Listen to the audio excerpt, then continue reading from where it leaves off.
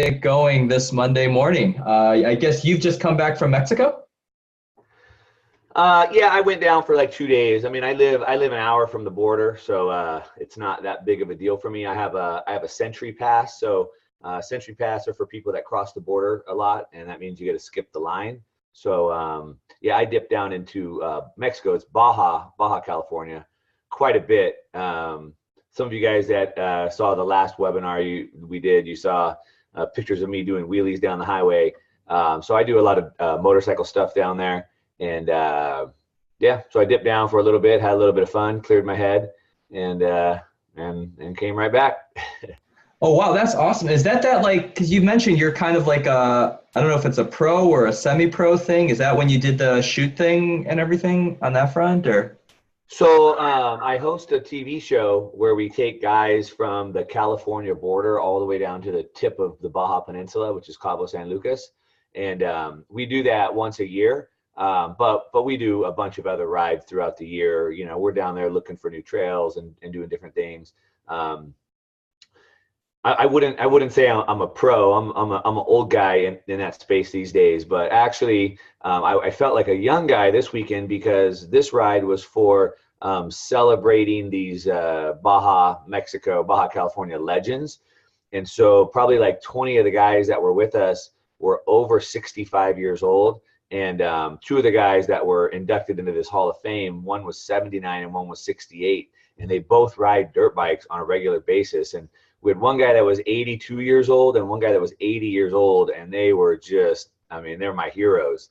If I could even be half as cool as they are when I'm 80, I would be stoked. So Wow. it was pretty cool, you know, and it made me think, you know, I talked with them quite a lot and, you know, we're not victims in this space. I mean, in this world, right? I mean, we are the masters of our universe and we can decide what we want to be. And if I want to be active and be able to ride dirt bikes when I'm 80 years old, then that's going to influence the decisions that I'm making today, right? And that is my goal. Like I want to be that active when I'm 80. And I see so many people at 65 and you know, they have every excuse in the book why they can't do something. But there's all these guys that do that. And likewise, I mean, what we're all doing here, the reason why you're all part of this, the reason why you're on this call right now is because you're deciding that you're not a victim, right? You're not a victim either. And you have decided that you want to take control of your financial future. And again, right, so if you've set your goal to increase your net worth, increase your savings, help with your retirement, then it's also going to influence what you're doing today. You're going to save more money so that you can invest more. You're going to invest into your education and your future like you are right now with the Digital Underground. And so you guys are doing the same thing, right? And so to be successful, we always have to kind of have that long range perspective. Like, what is it that I'm trying to do? I want to be this certain weight. I want to be this certain active. I want to have this certain much money. And then all those things help us decide what we're doing today to get to that point. So anyway, bringing it back to a good point, I guess. Wow, no, that's great. Yeah, no, I have more of a, I guess you could call him a friend, but I honestly like respect this guy so much. But he's in his, I believe, early 60s, and you know, I'm gonna try to catch up with him to go skiing. And you know, this guy's 60 and he's hitting the moguls and going down the double blacks, you know, like it was nothing. And yeah, I mean, he does happen to also be a billionaire. So, you know, it's one of the few billionaires that I actually know, but the guy's probably a billionaire for a reason because he's just a monster. Like, Yeah. I mean, yeah. But enough on that. Let's talk about the market. You know, I think we missed you on Friday. I know you were obviously busy. You're doing more fun stuff. But, you know, how's your perspective been? How have things been going? I think my portfolio's gone up a bit this past week or so. Yeah, you know, in terms of the market, I would say that I am, you know, I would say that it's probably expecting or working about like I have expected it to. You know, obviously we've talked about at length, you know, this giant correction that we've had. You know, the market is still way down from where it was back in January, but you know, we talked you through it, right? We kind of kept you up play by play. Talked about resistance levels, support levels, you know, volume, the things like that. And, you know, and we've been talking it kind of back up. So I think it was 2 weeks ago when we kind of had that real big dip again, and we've kind of been climbing slowly from there. So Yeah, the portfolio's done great. The one thing, we pointed out on a call about a week ago was we actually kind of looked at the numbers of the portfolio compared to the market. And so that's typically something that would always be done in any type of investing conversation. And the goal is to beat the market. And that also brings, so the goal is to beat the market. So the market is, all of them, Bitcoin, Ethereum, Litecoin, everything added up together is the market. And obviously, the market cap is moving up and down. And so, obviously our goal would be to make money and not lose it. But really, as any type of investor, whether it's stocks or whatever, it's always trying to beat the market. And so you'll always see comparison analysis of, we did better than the market, worse than the market, et cetera. And so anyway, we did kind of outline the numbers and show how the portfolio was way outperforming the market as overall. So that's been good. And we've been slowly climbing. I think, we hit that low on February 6th, and the market had dropped all the way to 276 billion. I mean, and that was massive. I mean, that was obviously one day it really crashed hard, but it dropped to 276 billion from like a 830 billion high around like January 7th or something. But so from that 26 day at 276 billion, we're up to 505 now as we speak. So that's an 82% increase, which is massive. It's massive. Well, this goes back to, I wish I put more money in when it was at 290 billion, right? Yeah, I mean, exactly. And as we've always said over and over and over, right? It's like our human psychology keeps us from being successful because it just works against us. So when it was 830 billion, everybody was rushing into the market. You have this state of euphoria and everybody's rushing in, which is why the top of the bubble always moves the fastest. And all these people coming in are like, man, if I could have only bought Bitcoin at 6,000, I wish I could have bought Bitcoin at 7,000. Well, then they got the opportunity.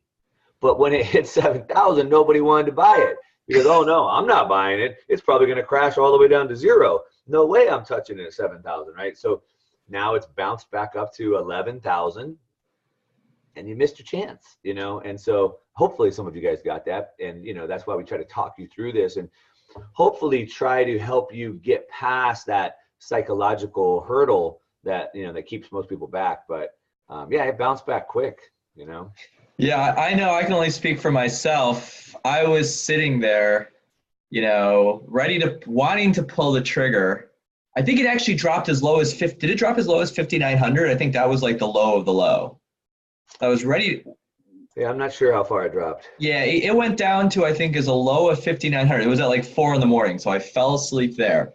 But I had pulled the trigger for a small little tranche at I think 7,200. And then it had dropped to 5,900, and then it bounced back to 6,400 that morning. I was like, oh, I missed it. And then I was like, do I want to pull the trigger and get back in at 6,400? Or I think what happened is I waited thinking it might go back down again. And then instead it went back up. And then I got back in, I got some more in at like, a little over 7 on that front. But no, yeah, it's funny. And then if you look at it, I don't know if you saw the news.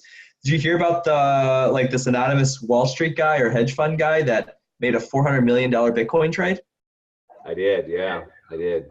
I mean, pretty big, Talk about strong heads, right? Yeah, I mean, anybody that's been watching me for any time now knows that I don't advocate trying to get out of the market and get back in. I wasn't trying to sell out at 16,000 and buy back in at 6,000. I had no idea that it could go to 6,000. I mean, I guess I had an idea and I warned everybody that I saw that as potential. And I thought we could potentially see it hit 8,000 or 9,000 before we got to 25,000. But we just don't know. So I'm not trying to sell at 16. I just held through the dip. I did add new money into the market in some of those lower levels that I never thought, I didn't expect to see again. So I did add some new money in, but I was not, to be clear, was not trying to get out and get back in. But I see on February 6th, it hit 6,048. That was the low I see on CoinMarketCap. Different exchanges could have probably had different prices up and down. But yeah, it was a good dip. And obviously, if you would have bought the market on that day, you would have made almost doubled your money by now, So Yeah, no, that's amazing. Well, we've got some comments. One is actually I've become good friends with a fellow by the name of Curtis Ramsey, who's a member of the DU, and we talk a lot. We talk about all sorts of things. It turns out we have vastly different musical tastes, which are I think we both found it surprising. But yeah, he was the one actually that was texting me at 4 in the morning that I don't know if it was a Tuesday or Wednesday saying, "Oh my gosh, it's 5,900, go get in." And I also see, Kevin Jarvis has a big smile on his face. He's like, "Yes, I got in, and my portfolio is smiling for it." Catching that dip. So that was great. But I think the one thing I want to bring up, and I mentioned it, but I guess I'd like to get your take on this. The fact is, as big as we think this market is, right, 500 billion or 800 billion or 300 billion, it just still seems like a massive drop in the bucket. And I bring this up because I was taking a look. I was doing some reading, and I was looking at historical NASDAQ data. And the market, I think NASDAQ popped, and I think it was either 2000 or 2001. But the height of the NASDAQ was $6 trillion, I think, is what I read when it popped back in, 2000 before it crashed and came back up. And I guess, and really that $400 million trade woke me up to it. A $6 trillion market cap for a primarily US-based tech economy in the year 2000, inflation alone between 2000 and 2018, that $6 trillion is probably, I don't know what the number is, probably what, 9 trillion, maybe 10 trillion. Has there been 100% inflation? I know it's 3% a year on that front, right? So you've got that, and then you got to factor in this worldwide market. And then I'm remembering everything you're saying about institutional money, and it just, one little institutional guy just pulls a trade and throws $400 million into the market. I mean, love to get your take on this. I don't think seeing something like that isn't a surprise. As a matter of fact, it's expected. You would think it might have been maybe a little bit more under wraps, but Bitcoin and the blockchain are open source, so everybody sees everything. But a lot of the insiders that I know and talk to on a regular basis all basically expected this, right? It all seemed like a lot of market manipulation. It seemed like a very coordinated attack where you had all this bad news coming out at the exact same time. And we know that, the smartest, what we call the smart money, the institutional money, we know they're all coming into the market and they want to buy it when it's cheap. They're smarter than me and they're smarter than you, and they don't buy at 16,000. They buy at 6,000, right? And so if they need to, they can help bring the price down to those levels to get more of it.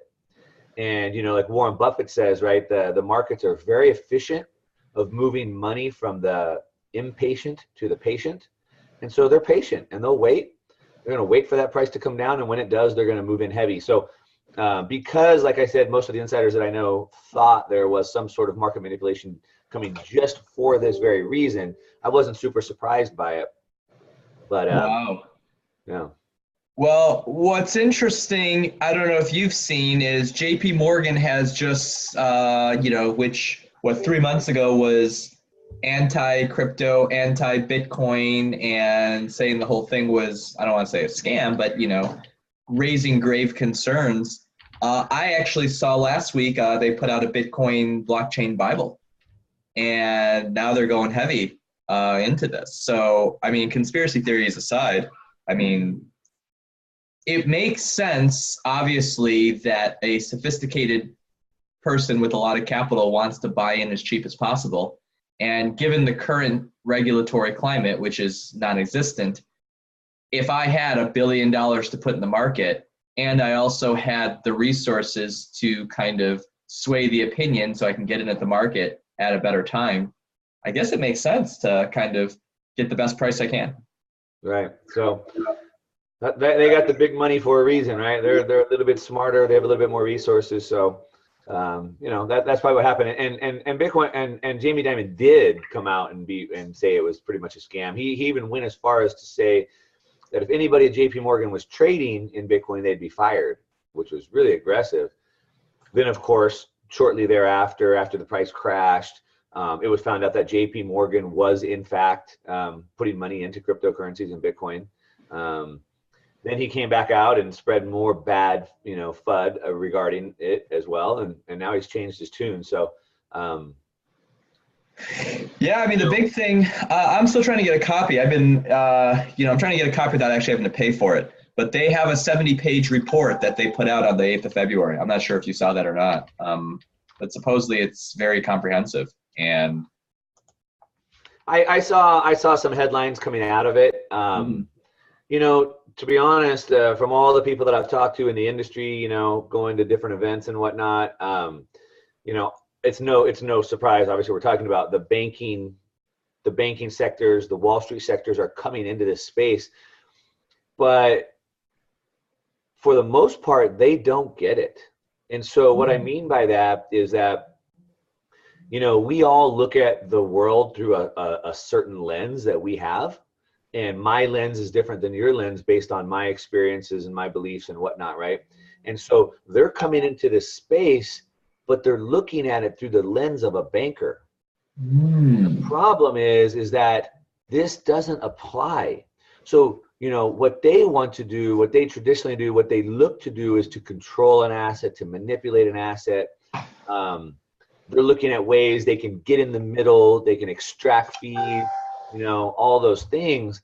But this was created because of that. This was created against that. So, they're looking at it as they're in their past, 100-year-old banking lens, and I just don't think that works. And so, whatever report they put out, I'm interested. It'd be cool to read it. I wouldn't put a lot of merit into it because I don't think they understand it the right way, because they're trying to look at it from a banker perspective, and that's just the wrong perspective. Okay, well, that's great. Well, let's move on. I think there were a few other notable things. On the, I guess from the news perspective, there's been a lot of buzz on the Litecoin side. Did you see the thing with the new Coinbase Shopify plugin? Yeah, I did. I haven't got a chance to really dig in, mess around with that. But yeah, so basically they want to be like a PayPal plugin, right? So like if you've seen on websites when you're trying to check out or buy something, there's like a button to pay with PayPal. Coinbase wants to offer that as well. So now you can pay with crypto through their little button. Well, personally, I think that's great, especially the fact that there aren't that many, like that supports Litecoin, and the transaction fees of Litecoin are significantly lower. And then there's the whole Starbucks thing that came out, even sooner. So, I mean, those are exciting. But there was also, a Litecoin Cash thing? Did you do anything? Before you jump off that other topic, though, it's all good, and, it's exciting. It's exciting to see that these cryptocurrencies are making inroads into traditional businesses. A lot of people argue that, until we see real use cases, these things are worthless, right? So until I can actually go buy things with my cryptocurrencies, they're really worthless, right? We need to see that. We need to see Amazon taking cryptocurrencies, right? All these things like we're talking about. But the problem is we're not ready for that. We need tax reform before that can happen. So if I were to go get a Visa credit card, which there's plenty, right? And I can spend my crypto off a Visa card, or I could have a PayPal app like from Coinbase and I could spend it at Starbucks. I'm going to create the most massive tax problem I've ever encountered, and it's not going to be worth it. So, I bought Litecoin a year ago. It's at $3 or whatever it was. And now I go to Starbucks and I buy a mocha latte with my Litecoin, but Litecoin today is valued at $200. Well, that's a taxable event. Oh, wow. Yeah, you're right. Now I got to pay the tax from the $4 purchase to the $200 sell. I'm technically selling Litecoin to Starbucks, and that's a taxable event. Now I have to pay tax, and depending on what your tax bracket is, you're going to pay 30 to 50% tax on that. And so I bought it at $4, I sell at $200, so that's $200 or $196 of profit times half. So $80 of tax to buy my stupid mocha latte. Not to mention the additional stress and time it's going to take to calculate that tax, keep track of that tax, pay my tax professional to do that return that's going to have now thousands of transactions because I'm using it every day. So yeah, it's cool they have it, and it's cool I can go spend it, but I wouldn't. I certainly wouldn't. Yeah, I didn't even think about that angle, but that you're right. That makes total sense. I was just excited to go, send some Litecoin somewhere and everything on that front. Wow. Yeah, no, that is a good point. Now, I guess I would say, this is government, but it is notable. I think, did we talk about that, or maybe I mentioned that? I did notice there is an understanding on the government side where they are separating, currency coin type applications from utility token applications. So, I mean, with all that, hypothetically, if they have that wherewithal, right? I think, was it Wyoming or Arizona had a law or put a bill in that, utility tokens are different and they don't have to be, under the same rules as a security. I can see where, hopefully. And that's good for Wyoming and your state taxes if you happen to live in Wyoming, but you still have federal laws. So, yeah. And federal tax is what most of us pay. So that's what we need to see. Now, there are some bills that are working their way through that could potentially change that, where they could say what they're trying to do right now is make any transaction under $600 non-taxable. That would allow us on small purchases. You still wouldn't be able to go on a shopping spree and spend $800 or buy a car for $10,000.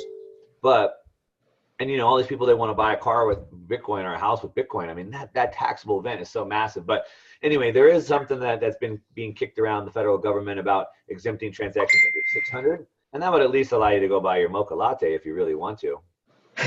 Speaking of a landmark event, in the Facebook group, I work with the mod team, so, we always get spammed with all sorts of things. But this weekend, we had our first spam post of someone trying to advertise a car and accepting crypto. Oh, really? Yeah, so I look at that, that's kind of a landmark event, right? Now the spammers are trying to, not just, sell crappy coins, but they're actually selling cars and taking crypto with it. Yeah. So that's something good, that's something that's important to talk about is you talk about spammers, but it's scammers, right? So there's so many crypto scams going on.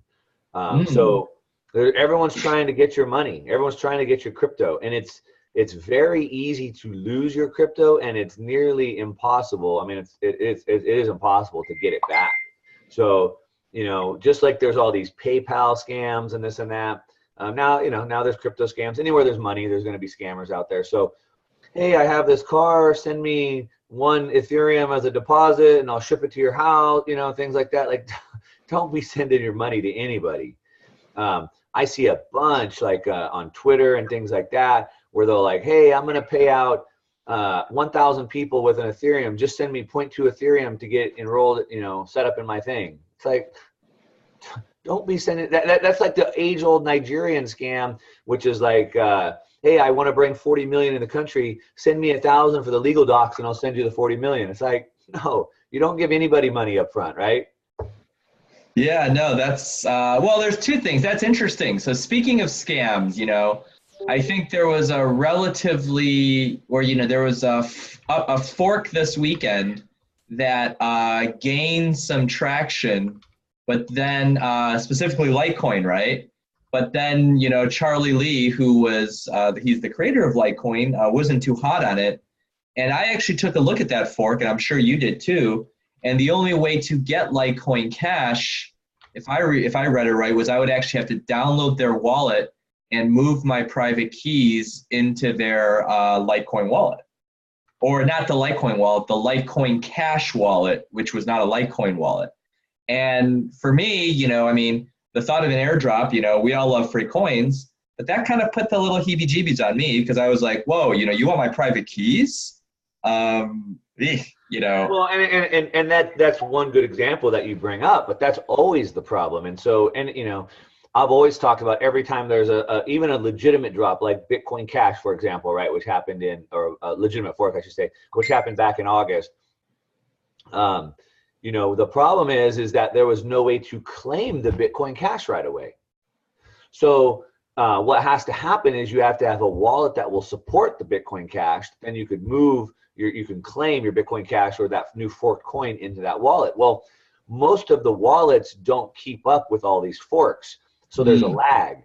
So what happens is people that are greedy, they go onto Google and they type, how to claim Bitcoin Cash or whatever the fork is, how to claim Litecoin Cash. And there's no shortage of pages that tell you can claim your Litecoin Cash or your Bitcoin Cash right now.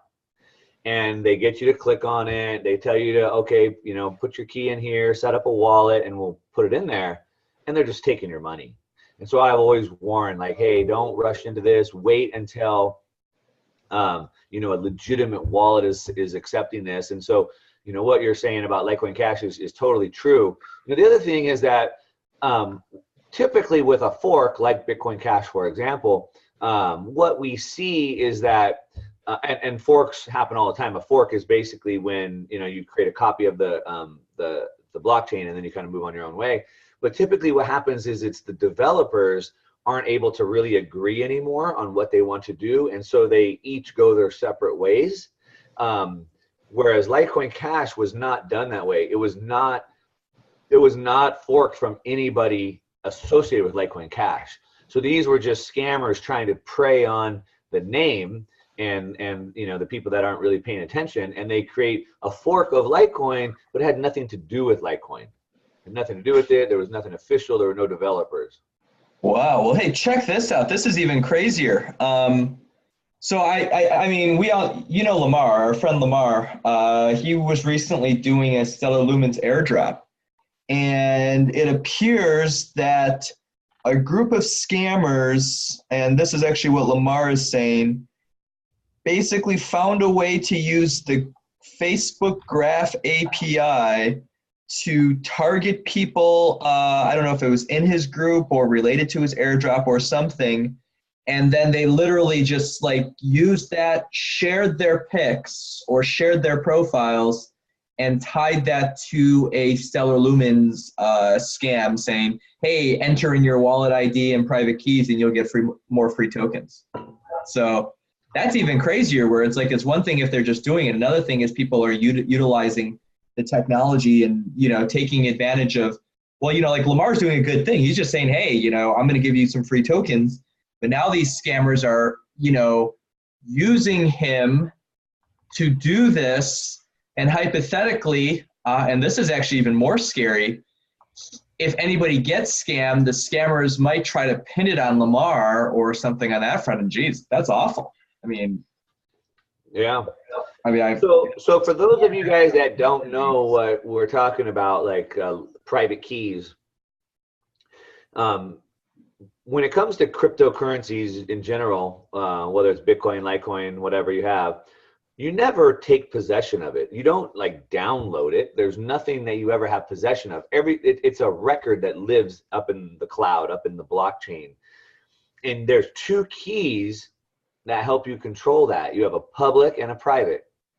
And a public key or public address is open for anybody. Anybody can have your public address and anybody can send you money. Think about it like your bank account.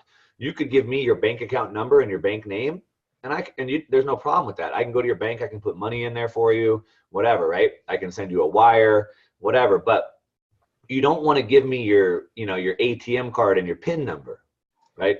That's only for you. And so the blockchain is the same way. You have a public address, which you can give to anybody, and anybody can send you cryptocurrency, but you have a private key. And the private key is what allows you to access that that money or those records on the blockchain, and allows you to move it, to send it to somebody, whatever. And so when you use a wallet, the wallet is what holds the private key, and then will interface with the blockchain, on your behalf. Now, if you use a hardware wallet or even a digital wallet like Jax or blockchain or something like that, the private key sits in that app or that hardware wallet. But what we're talking about here is these new ones come up and say, hey, give us your private key so that we can claim that forked coin for you. So obviously, if you understand it like that, giving up your private key never makes sense. Why would I ever give up my private key to anybody? So don't do it. Beware. No, definitely. Those are all really great points to be made. And one thing I'm going to do now is I'm going to share my screen and talk about some of the things that we're doing and how I want to, or how we feel like we want to address it. So for anyone who hasn't been following us or who isn't aware, you might have heard that we've got this love token that we've come up with recently. And, in some case, it's kind of like, it was a little gimmicky Valentine's Day tool. But essentially, the reason for doing the love token is to actually address a lot of these concerns. And, this is really an educational token.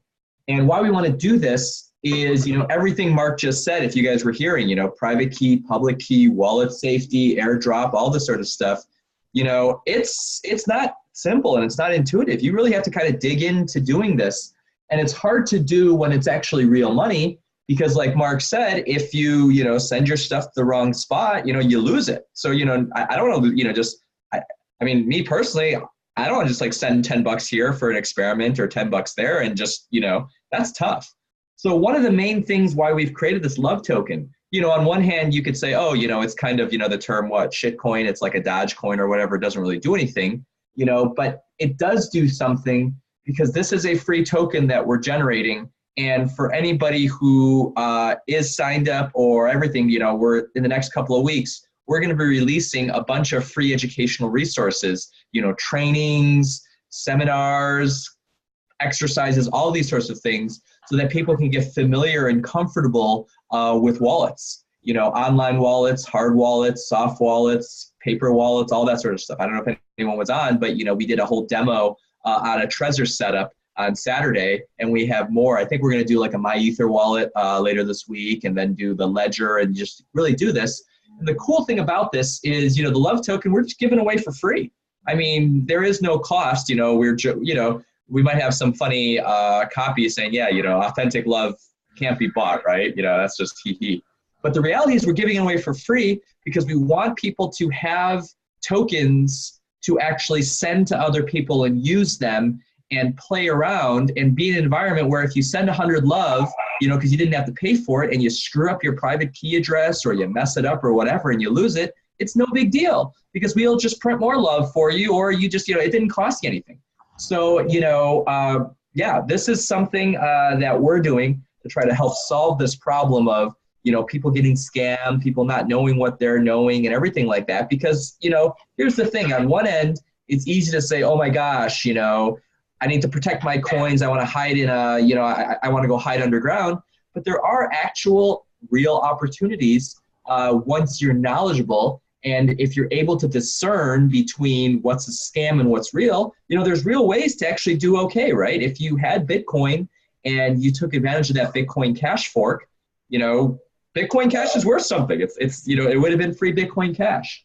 So I actually want to jump over. Well, first thing, I think I saw a question, where is the love side of the equation? So you go to get.lovetoken.us, and that's where you can get more information about us, about what the token airdrop is going to be.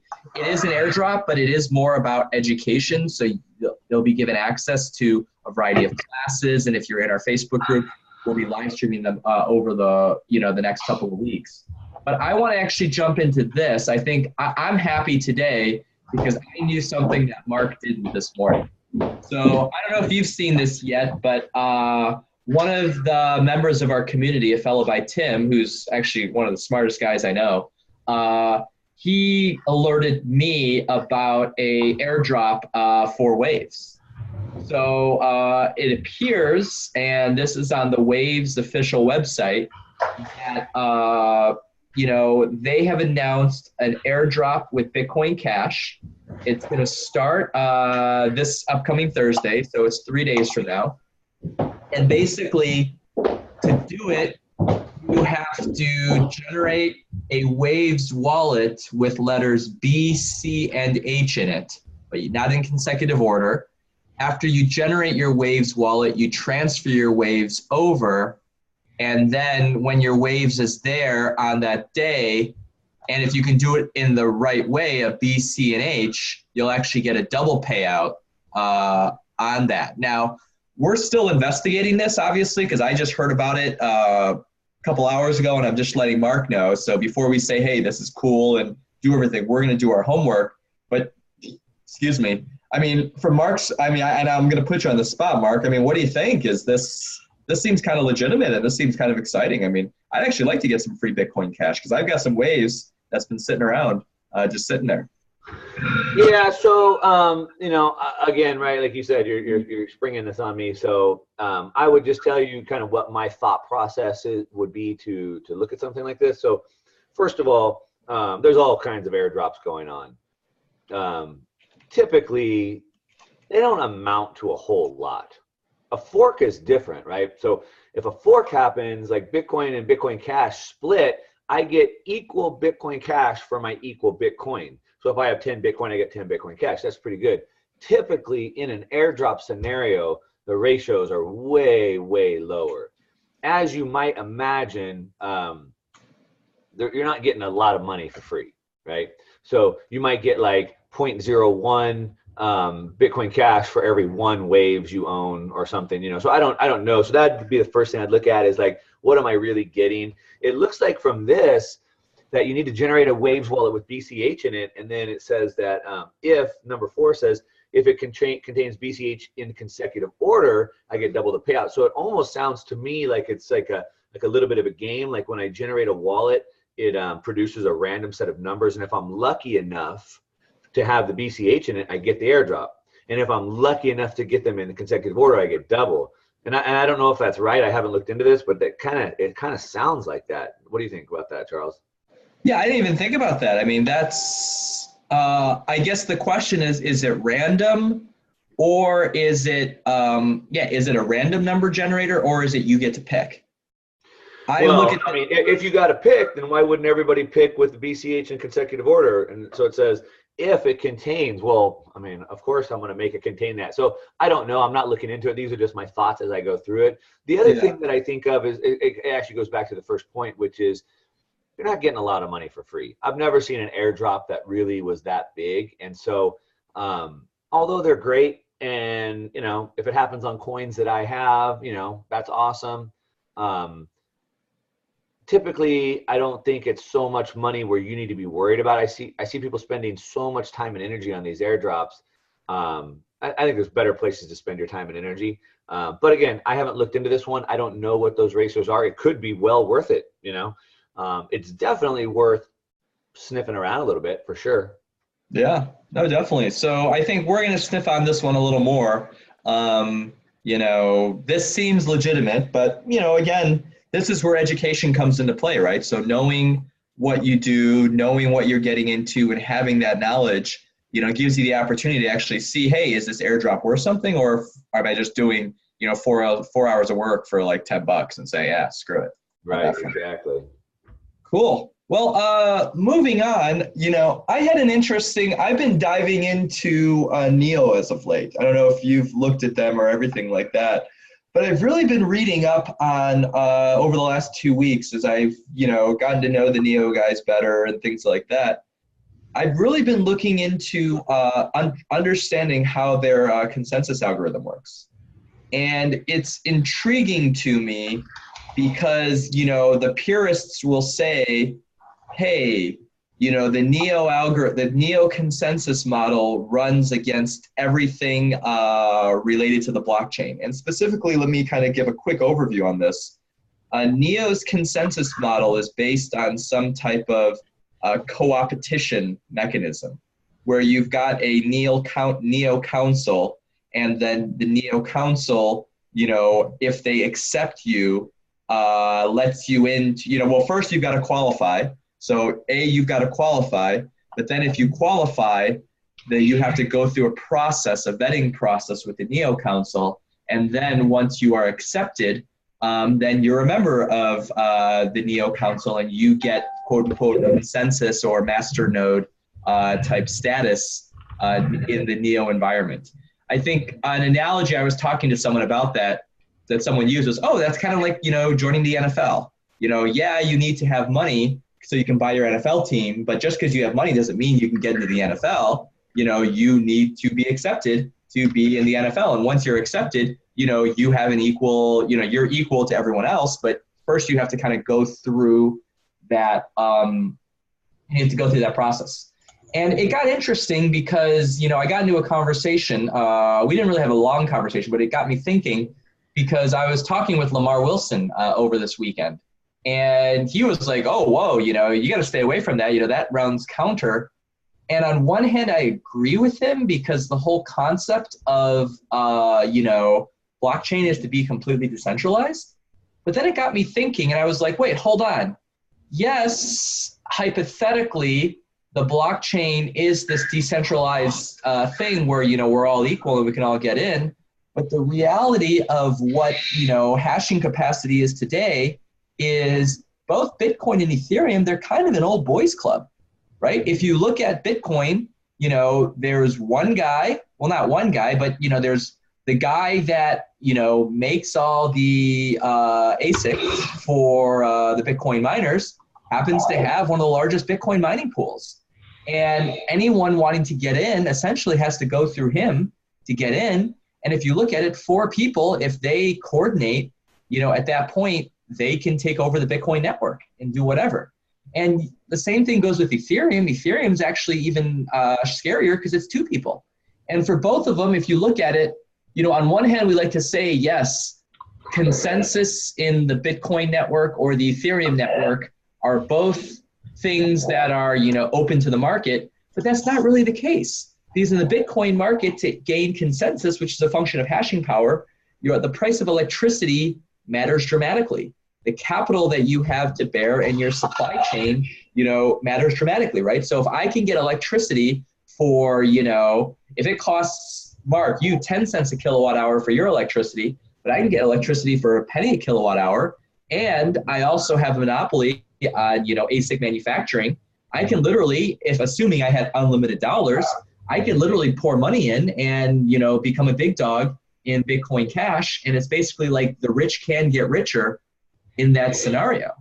And, the same can be said with Ethereum right now because, you can't get these graphic cards anywhere, right? Because, someone's locked up the supply on those, and the gamers are all, complaining. But that's the thing. So it got me to thinking, I'd like to kind of get your opinion, on one hand, the neo-consensus side of essentially it's an oligarchy, right? So instead of being this hypothetical decentralized world of nirvana, we have the oligarchs where you've got the fat cats, if you go back to the theme from the Roaring Twenties, right?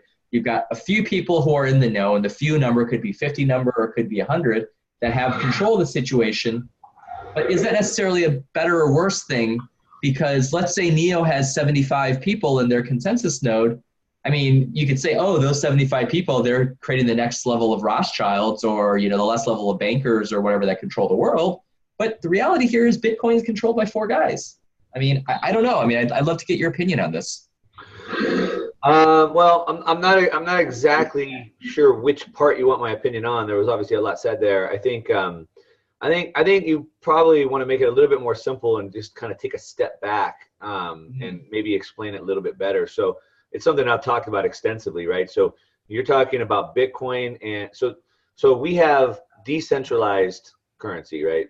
Decentralized. It requires a consensus mechanism. So what happens is instead of my Bank of America or whatever, deciding if I have money or not, now instead of a centralized bank telling me if I have money or not, now we use decentralized ledgers. And the decentralized ledgers could be hundreds or thousands of computers that have that ledger, and it requires consensus to determine if I have money or not. That means there has to be a majority of those records or computers have to agree. We have to have consensus. A majority has to agree that I have money. That's how blockchain works. Now, how do we achieve consensus is what you're talking about, Charles. There's 2 main ways, but there's hundreds of ways. There's 2 main ways. We have what's called proof of work, POW, and we have POS, or proof of stake. So that's the 2 main buckets. Now, proof of work is what Charles is referring to with Bitcoin and Ethereum, where I buy this super high powered computer. Maybe it's a GPU rig, which, like you said, people corner the market on. So I have this very expensive computer. I hook it into the network. I have to pay electricity. Some people's electricity is cheaper or more. And my computer that I'm paying electricity on to run now helps provide consensus. That's one way. The second way is what's called proof of stake, POS. And it doesn't require me having this computer. And instead, it allows me to buy coins and then stake them, meaning I take them out of circulation and I lock them up. And now those coins can provide consensus, just like the computers can. So that's it, POS and POW. Now, within those two, that's a very simplistic way to look at it. There's hundreds of POS models. There's hybrid models, 30% POW, 70% POS. So there's hybrid models. There's hundreds of POS models exclusively. And the way that Neo provides their consensus on a POS platform is different than other people.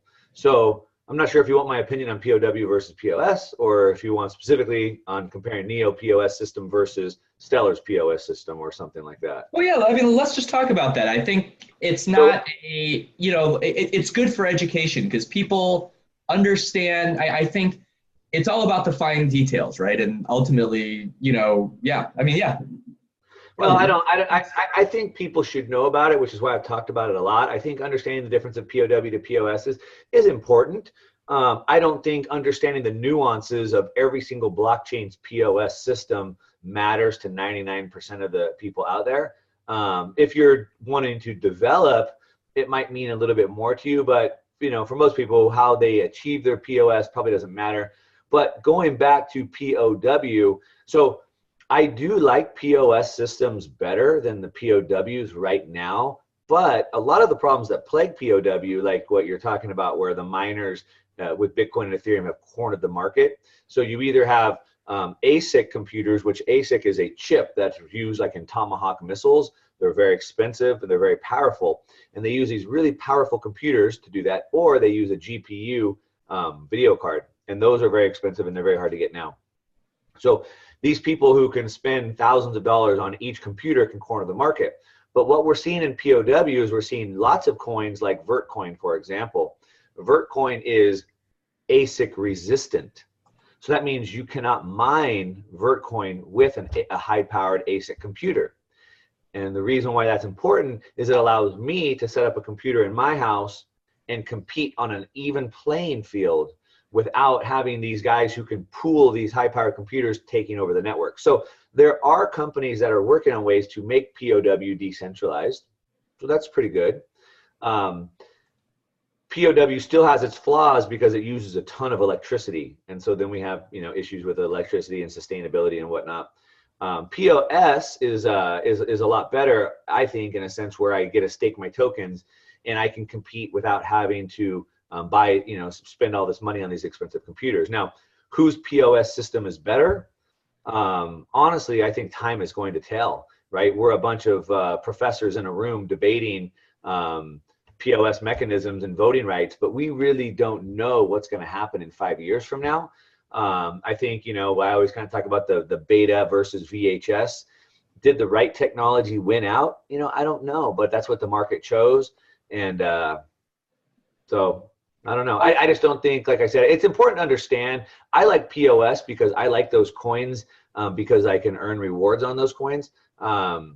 I think it's a little bit safer. So hypothetically, what Charles was referring to is hypothetically, if I could take over 51% of the computers that are doing the proof of work, the POW, I could theoretically control the network. I could rewind it. I could give myself new coins. I could prevent transactions from moving, etc. So I could somehow control the network. With a POS, it's theoretically impossible, or maybe it is impossible, because what would happen is I would have to control 51% of the tokens. And so like with Bitcoin, for example, right, we're at 200 billion or whatever. So I'm going to have to come up with $100 billion to control half of that. Then whatever I do to damage the network, I'm shooting myself in the foot. I just spent $100 billion and now I'm making my coins worthless. So why would I ever do that? So I do like POS better from that regard, where it seems like it's a safer way to do it. No, definitely. I think also, let's maybe do it on a high level if that's okay, Mark. Let's just compare the two POS systems that we talked about, Stellar and Neo. I mean, I know I'm kind of surprising you, but, let's just talk high level, are you familiar with both systems well enough that you're comfortable talking I mean, about it? I'm not. I'm not prepared for that. I don't have every single number and comparison chart lined up where I can Oh, go okay, through. but let's say high level. Do you understand it on a high level, Well, or should we? they both basically work from a high level. They both work the same, right? They're both POS, and most POS systems have some sort of voting rights. So, right, that's why, like, I can stake my coins, or I can create a node, and with a node, then I get voting rights. I don't really like it that much because what happens is now people are voting who gets to have the say, who gets to get the rewards, right? And so if I can then the theory goes on, right? If I can control the votes, then I can control the network, I can control the rewards as well. So I don't like that personally. I like it where it's more distributed evenly based off of percentages. So if I own 20%, I should get 20% of the vote and I should get 20% of the reward. If I own 2%, I get 20% of the vote and the reward. As opposed to I could own 20%, but the majority could vote against me and I get 0. So I don't really like that. I think that's a way to control it even more. Yeah, so that's an interesting one, and maybe let's just talk conceptually, right? Is it better where the person who controls the most coins gets the most say, or is it better where you need to have a minimum level of control to have a say, but then if you're quote unquote voted in, everyone has an equal say, so one big dog can't, can't steer the whole ship? Yeah, again, I mean, we're talking philosophy, right? It's the same thing with the United States, voting system, right? So people think we live in a democracy, but we don't. The United States is a republic, right? And to the republic for which it stands, one nation under God, we're a republic, right? We're not a democracy. And the difference between those is what Charles is talking about. A democracy is mob rules. A democracy is mob rules where the majority vote wins. But we don't live, the United States is not a democracy, it's a republic. And that means that we elect leaders. And those elected leaders now vote, right? And so what you're talking about, Charles, is it democracy or is it republic, right? Is it that majority mob rules, or is it that we get to vote our elected leaders in and then they make the decisions for us? And which one is better? Everybody has a different opinion on that. And in this space, I mean, time will tell, I think. I mean, do you have an opinion on that? That's a great analogy. I mean, using the government, it's the Senate versus the House of Representatives, right? If a vote goes up, California, New York, Florida, and Texas, all those represent all the people in the House. They get together if they were, and they could probably push almost anything through. I mean, I don't know the number of the electoral numbers, but, there's a small amount of place, while, in the Senate, the little guy in Rhode Island or the little guy in Wyoming, they have just as much of a say as the person in Florida. And I guess this becomes interesting because I can see both sides. I see, I mean, no system is perfect, right? But if you're looking at a decentralized worldwide network that has a benefit to be inclusive for both underbanked people and developing world, if you're on just the plain, dollars and cents model, the people with the money are going to have more say. If you have this quote unquote republic model, a developing person, or a person with less resources today has the ability to have a quote unquote more equal say, and then has the ability to catch up without worrying about getting completely wiped out if, the guy with the resources just wants to push him aside on that. But you need to clarify what you're talking about. The little guy getting wiped out of what? I mean, I think what we're talking about doesn't really concern me. And if it doesn't concern me, it probably doesn't concern the average person out there. We're not talking about, I mean, voting rights. What do I care? I mean, I don't care about their voting rights. I don't care about the governance. I mean, yeah, I mean, if I'm going to invest in this company, I want to make sure they have a system set up to make good decisions, but it's not like the president of the United States that's possibly going to affect my life on laws they do. This is a network, and however they decide to run the network, distribute rewards, upgrade it, downgrade it, I don't really care. So I don't know. It's a conversation. It's interesting, and it's philosophy, and we can talk about governments and whatnot. But how does that affect me? Well, I think the effect. Why do I care? So I care, right? That's a very good question. So let me explain kind of how I care, right? Why do the average person care? Why do our average? I think it actually applies, though, to some extent on an investing perspective. And honestly, guys, this is not scripted. This is literally we're literally brainstorming. And I'm curious. I mean, if you shoot me down, that'd be great, because I love getting challenged. I started this process of looking at this because obviously, as you're aware, we're in the process of putting our ICO together. We're trying to figure out which platform we're going to build our application on. So that's the basic thing, right? If we're going to build our application on a platform, we want to know, because this is the foundation, right? The concrete of our house. We don't want to go down a path with the platform and then find out, oh crap, this one didn't work. It would be incredibly disruptive to have to change out your foundation once you get the ball rolling. So that got me thinking in terms of I've really been looking at these consensus algorithms, because it's like, okay, if I'm building a platform or if I'm building an app, if I'm taking my app onto a platform, I want to know what the long-term repercussions of being on that platform are, right? I want to be a player, because I don't want to have something take me out. Now, why I think it's somewhat applicable is, especially for a lot of these, most of the altcoins out there, this is the year of the platform, right? It's Ethereum, it's, Neo, it's Waves, it's List, the list goes on. And I think understanding, Ethereum is not going to grow by itself. Ethereum grows because applications go on Ethereum, and the more successful applications go on Ethereum, the more Ethereum grows. Same with Neo and all that sort of stuff. So I look at this as, I'm trying to evaluate, just like me as the app developer is trying to evaluate each platform, as an investor, to figure out which platform might be more successful, or to give me some insight, understanding the consensus algorithm, and then able to extrapolate that into saying, oh, okay, this is something that other app developers are going to jump on, or, these guys don't have it right. No one in their right mind is going to go jump on this. I don't know.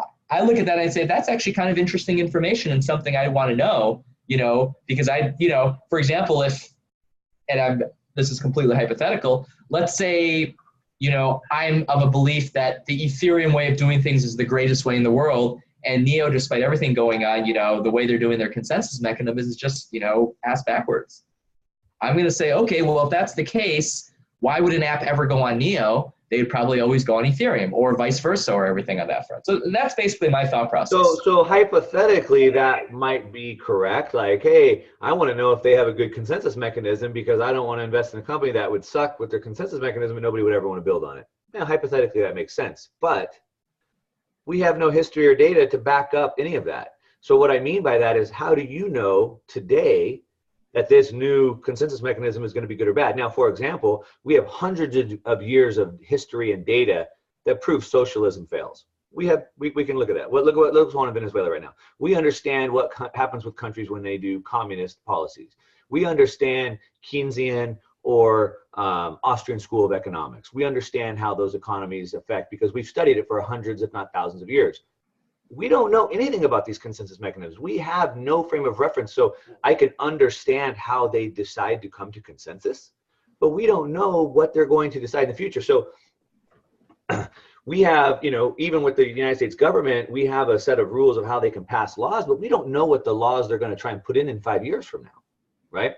And so I can say, hey, this consensus mechanism is good, but we don't know what they're going to try to decide on in the future. You're basically trying to predict the future, Charles, is what you're trying to do. You're saying, hey, I want to understand the consensus mechanism because I want to understand how it's going to affect the network in the future, but we don't know what they're going to be deciding on in the future. And we don't know if that mechanism will be good or not, because it hasn't been tried or tested ever. To some extent, I agree with you. I agree with you. I guess what I would say, though, is I know socialism or I know communism doesn't really work very well. We all know that. I know in some cases a dictatorship can work, but a dictatorship might not work. And I know in other cases a republic works, and then there's various forms of democracies that work. So you're right, I can't bet on the laws, but I could look at the system setup and say, okay, functionally speaking, this platform is based on socialism. And I don't personally, believe that socialism is a good way to create a flourishing economy in the future. Or I could say this platform is based on a command and control dictatorship. Well, if that's the case, then I got to really look at that dictator and say, hey, is this dictator this, because dictatorships actually, if you look at it, on one hand, they can be grossly inefficient, right? You look at some of the corrupt dictators over time, when they don't have their act together, they're awful. But on the other hand, really good dictators, and I'd use maybe Singapore, or maybe not recently, but at one point, Singapore is an example. That's a command and control economy. I mean, you got some people just saying, this is what it is. If you don't like it, screw you. Heck, if you chew gum, they'll cane you. So if you don't agree with their economic policies, you're out on that front. So I'm not saying that I agree with you on that front. There is an element of predicting. Yeah, but Charles, you're right now. You're basically agreeing with what I'm saying, right? You're saying, well, we can look at Singapore and they have a dictatorship, and we can look at the communism in countries. Okay, so you have history helping you decide which policies are good and bad, right? You just agreed with what I said. We have history that shows us what happens with each of these policies. We don't have any frame of reference to know what could happen with any of these consensus mechanisms. And on the outside, they're all so close, you're like splitting hairs. So anyway, that's my opinion. I just don't think we have history like we can look at communism or socialism, like you just talked about Singapore. We don't have that to know what's going to happen with this in the future. So we're basically trying to predict the future. I think, of course you can say, is it a rational system? Does it look like there's checks and balances, some governance moving forward so nothing crazy could happen? I mean, that's smart. And I agree with that. But digging in deeper, trying to understand the splinter differences behind them, it seems hard for me. And I could understand if you're about to invest, $100 million to build on the network, it would probably be a bigger concern to you. But when I'm going to buy a 25-cent coin, it just doesn't move my needle. No, valid point. This is always a good discussion. So I think it's about time to wrap up, but I want to just kind of highlight some of the cool things that we've got planned for this week. And Mark, first thing, I don't know if you heard, but we have actually entered into a partnership agreement with SALT. So with that, we are going to be featuring Caleb from SALT, who is one of the co-founders, in an interview tomorrow. I know you like SALT a lot, so maybe you'll hop on, maybe not. And also, they have their first Day of Crypto event coming up, and beginning of March. It's about a couple weeks from now. So I know myself, I know Lawrence might be going. I don't know if you want to go or not, but we may go check out Day of Crypto and go talk with SALT and everything on that side. So that's kind of exciting. So that's tomorrow. On Wednesday, we have a fellow called Scott Amex. He's a venture capitalist, blockchain investor. He's also, he's a writer, a really smart guy. I'm going to be talking through, meeting up with him in an interview format on Wednesday. So that's kind of exciting. And then I don't know if you caught this, but on Friday I had a chat with Prince EA. Did you remember Prince, or have you met him before? Or? Yeah, I have met him. Yeah, Prince is actually, I really like the conversation with him because, he's been trading crypto and, he's been successful, but I really like the fact that he is so mindful about how he trades his cryptos. So like, here's a guy where, we had a private conversation, and this is a couple weeks ago, and his he was down 7 digits, with the market crash.